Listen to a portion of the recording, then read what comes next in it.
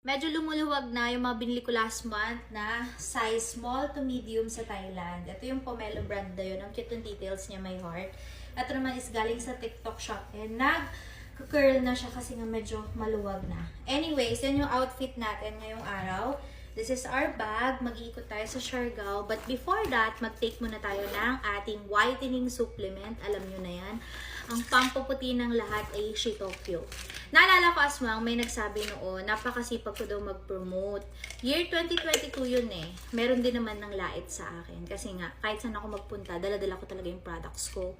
For me kasi, what is a 1-minute video versus the thousands of reviews na iniiwan ng mga customers namin dito sa Aishi Tokyo? Bakit? Bakit kailangan hindi tamarin? Kasi kayo mismo napakasipag niyo magbigay ng feedback eh. So magte-take na tayo 2 capsule.